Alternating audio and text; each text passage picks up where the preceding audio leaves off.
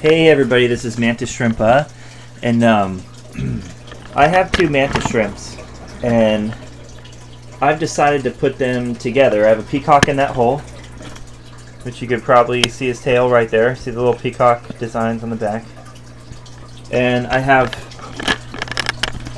Gonadactylaceous ternitensis in that hole over there. They are in the same tank. They have survived each other overnight. The peacock did get up and start moving around early this morning when he probably thought the other one was asleep, and he started walking around over there. And I turned on the light, then he quickly went back in his hole, and he hasn't been over there since. And the Gonadactylaceous ternitensis is considerably smaller. He's about 3.5 to 4 inches, and my peacock mantis shrimp is probably 5 or 6 inches. So he's a pretty good size, full-grown peacock mantis shrimp, I guess. And everybody kept telling me you can't put them together, they're going to fight one another. But Roy Caldwell, the famous mantis shrimp studier guy, said something like you can if you give them two separate dens, or two separate holes, and make sure that they don't go and bug each other. You feed them enough or whatever, and make sure that they like their home. And on opposite sides of the tank. So that's what I did. I gave the peacock mantis shrimp this hole over here on this side of the tank.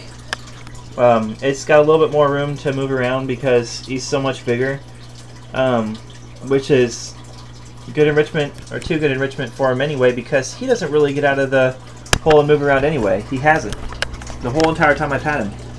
So same with Gonadactylaceous ternitensis. He's basically hasn't gotten out of his hole either. And I'm just basically a paranoid person, so what I did was I put that little piece of look-alike brain coral right there that I bought at PetSmart. I put it right there in front of his hole to make his entrance a little bit smaller so that only he could get in and out of there, and not the peacock mantis shrimp. But I have a feeling that the peacock could probably get in his hole anyway, but like I said, there hasn't been any fighting between them. I did that just to make sure that the other one couldn't get in there, but I didn't do it. I didn't do a really good job or anything. I just kind of put it there. It's basically just another tunneling system. Actually, I didn't even. And then I said to myself, "Oh, it could block his hole a little bit too." But there is another entrance on the other side of this rock to his hole, over there in the corner that could be dug out. But all that's irrelevant. That's irrelevant. I basically put it there so it was a tunneling system. So if he wanted to get out of his hole and kind of look around, and he felt like he couldn't do that because the peacock was walking around, he could dig underneath that piece of coral, and it has some little grooves underneath it. I have a lot of sand in here. I mean, I have a ton of sand in this aquarium. I mean, look at it. It's ridiculous how much sand I have in here. There's just a huge bunch. Especially somewhere in the middle over here. I mean, there's a whole lot of sand. When it's covering that piece of coral right there, that coral look like there's a lot.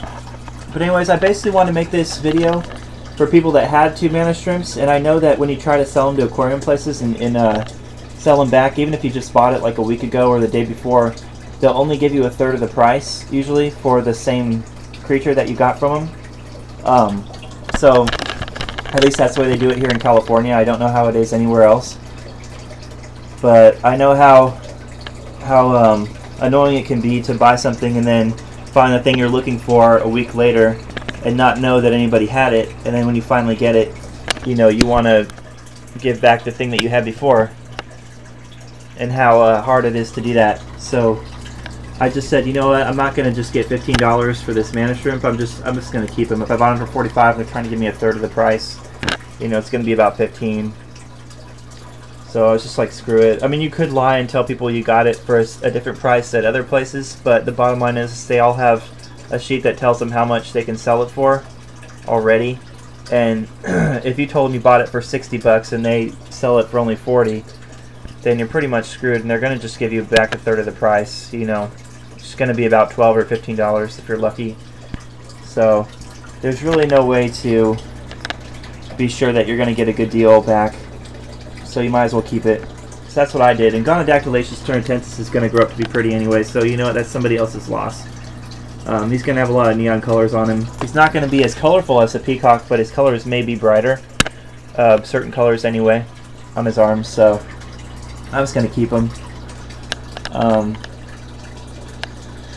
And like I said, I'm making this video specifically for people that do have mantis shrimp and love them and like to only have so many aquariums that they can run at once. You know, maybe they live with their parents and their parents are really anal about them wasting electricity, or you know, maybe they're anal about them changing water, or they don't have enough money to change the water, they live on their own. And you know, there's so many different costs into running a saltwater aquarium. You know, you have to take care of it and do all sorts of other stuff. So if you just want, you know, you only have a limited amount of space and a limited amount of aquariums, and you want to keep more than one mantis shrimp, then you know, or you have several that you'd like to keep, then you know, now you can take my word for it, that you can keep them together as long as you keep them separately and you keep them well fed and you keep their homes big enough to accommodate each species. By that I mean, I have a smaller mantis shrimp in a smaller home and a bigger mantis shrimp in a bigger home.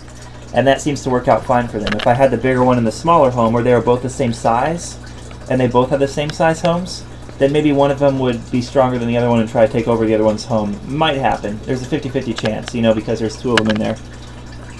There's that odds that might happen. That might be a factor. So, I just want to make sure that you guys all know that there is nothing bad that's going to transpire here. I have two mantis shrimps of two different species, not even the same species, not even the same sex as far as I know, in the same tank, and they're not fighting one another because they're perfectly happy with what they have. So if you do that and you keep them happy and you feed them krill like I'm going to do every day, or sardines or whatever, and you keep their homes big enough to accommodate each species, like I said, the peacock has a larger home and the Ternitensis has the smaller home, and many roots wherein he could probably escape if he really needs to underneath that pink rock thing, then I think you'll be alright. So thanks everybody for watching my video, and the best of luck to you. Alright, bye.